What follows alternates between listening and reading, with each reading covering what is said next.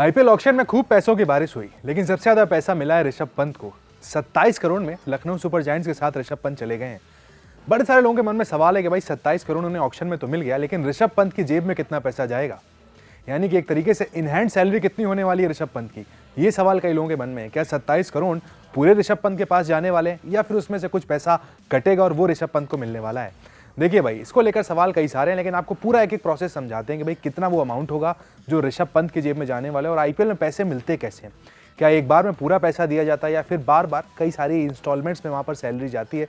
पूरा प्रोसेस आपको चलिए समझाते हैं कि भाई ऋषभ पंत को क्या 27 करोड़ मिलेंगे या फिर कुछ कम पैसा होने वाला है। देखिए, आईपीएल में जो रूल कहता है कि भाई देसी और विदेशी, यानी कि हमारे इंडियन और विदेशी खिलाड़ियों को लेकर अलग अलग टीडीएस कटता है। इंडियन क्रिकेटर्स की बात करें तो 10% उनका टीडीएस काटा जाता है, जबकि विदेशी खिलाड़ियों की बात करें तो उनका 20% टीडीएस कटता है। इसके बाद टैक्स लगता है। साथ में विदेशी खिलाड़ियों की बात करें तो उनकी सैलरी का जो 10% होता है वो उनके बोर्ड को भी जाता है।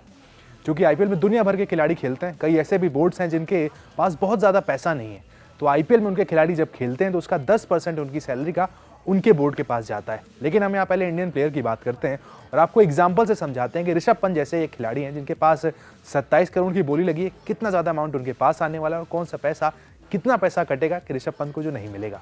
पहले अगर टीडीएस की बात करें, जो फ्रेंचाइजी होती है वो ऑलरेडी 10% टीडीएस काटती है भारतीय खिलाड़ियों के लिए, जबकि विदेशी खिलाड़ियों के लिए 20% होता है। इसके अलावा अगर ऋषभ पंत की सैलरी की बात करें तो 27 करोड़ में 8.1 करोड़ उन्हें भारत सरकार को टैक्स के रूप में देना होगा।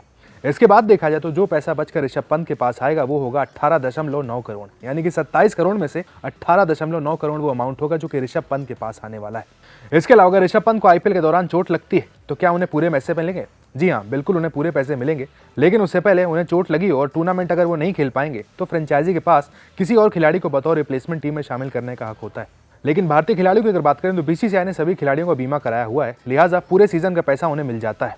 अब सवाल है भाई, आईपीएल की सैलरी आती कैसी है? क्या एक बार में खिलाड़ियों को पूरा पैसा मिलता है? ऐसा नहीं है। दरअसल 3 किस्तों में ये सैलरी आती है।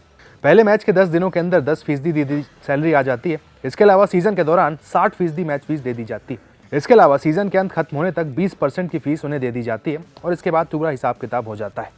यानी कि देखा जाए तो आपको यहाँ पर गणित मोटा मोटा समझ में आ गया है कि 27 करोड़ ऋषभ पंत को जो मिले उसमें से उनकी जेब में 18.9 करोड़ आने वाले हैं। बाकी टैक्स कटेगा, टीडीएस कटेगा, वो सारे अमाउंट कटने के बाद आपका जेब में जो आएगा वो 18.9 करोड़ होगा।